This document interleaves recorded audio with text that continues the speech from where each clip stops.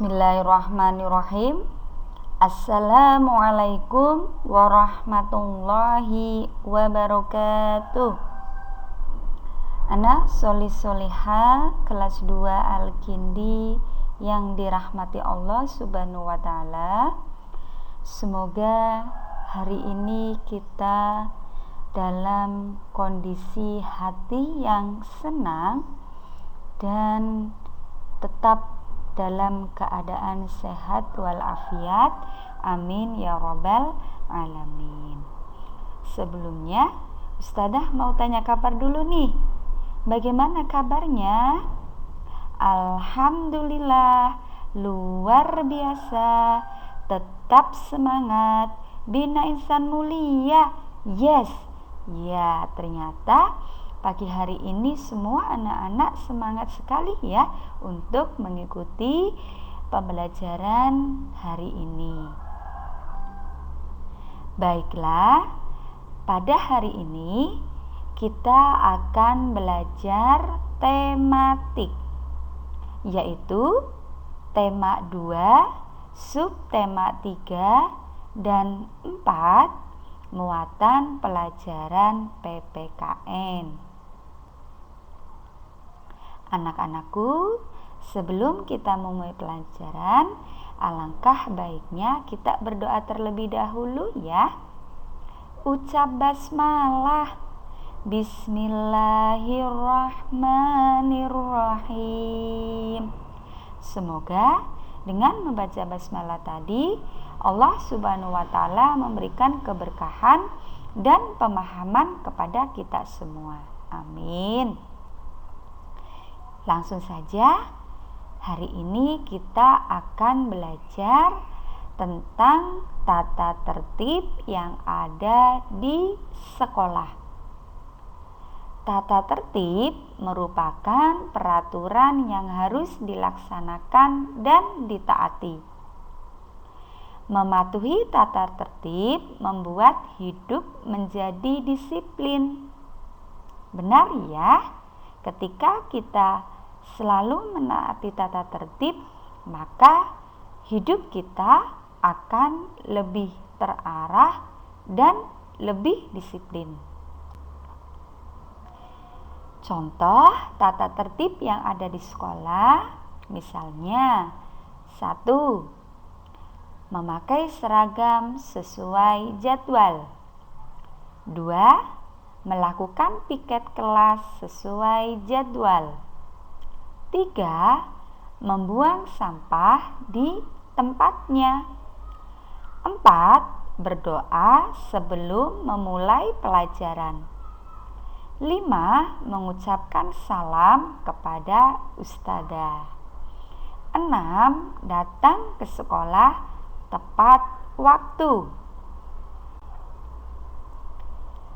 Hal yang tidak boleh dilakukan di sekolah antara lain 1. Merusak buku perpustakaan.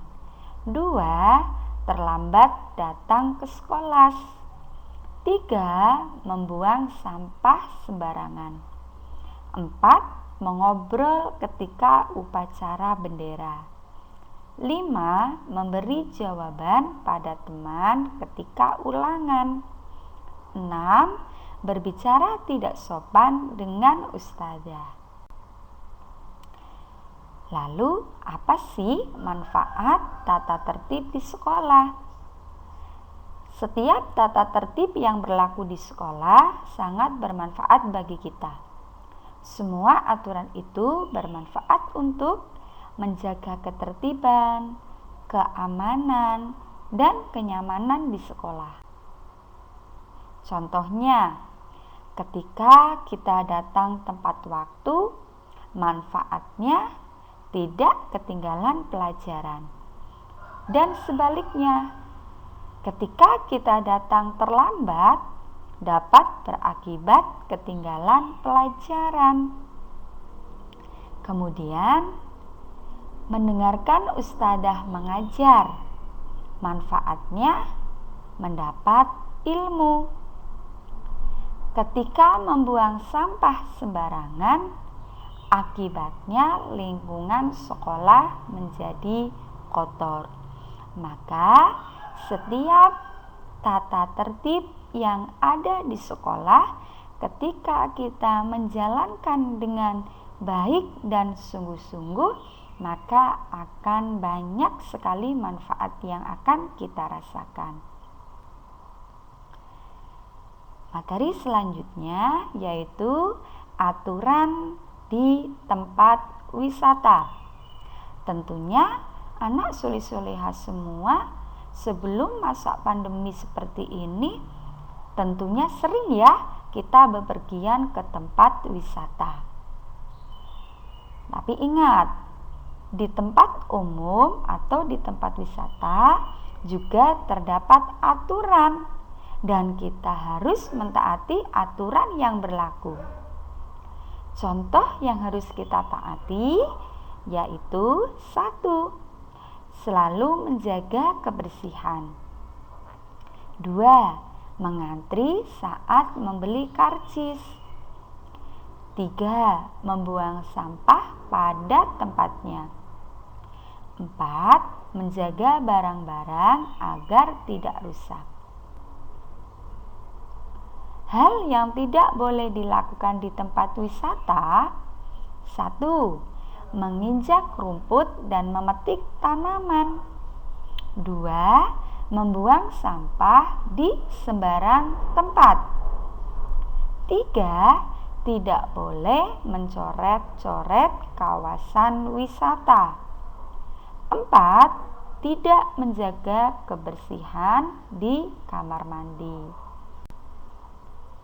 Anak-anakku, ketika kita mentaati aturan atau tata tertib yang ada di tempat wisata, maka akan memberikan manfaat ya untuk menjaga keselamatan dan kenyamanan semua pengunjung.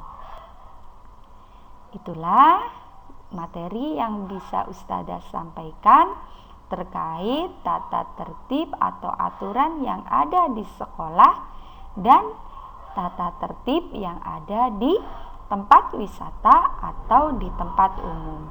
Anak-anak bisa ya untuk mengaplikasikannya.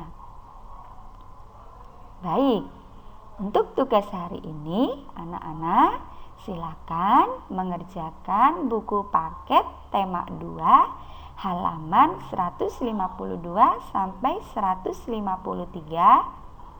Hanya memilih gambar mana yang merupakan tata tertib yang harus kita lakukan di sekolah dengan cara menconteng dan memberikan silang kepada gambar yang tidak merupakan tata tertib yang ada di sekolah. Begitu juga pada halaman 214 sampai 215 sama, hanya memilih gambar. Aturan yang ada di tempat wisata dengan tanda centang dan aturan yang tidak boleh dilakukan di tempat wisata silakan diberi tanda silang. Silakan setiap nomor dikasih nomor 1 sampai seterusnya sebanyak gambar yang ada. Silakan dikerjakan di buku tugas 3. Sekian yang bisa sampai Ustazah sampaikan. Terima kasih, semoga bermanfaat dan bisa dipahami oleh anak-anakku semua. Ucap hamdalah, alhamdulillahi rabbil alamin. Ustazah akhiri, wassalamualaikum warahmatullahi wabarakatuh.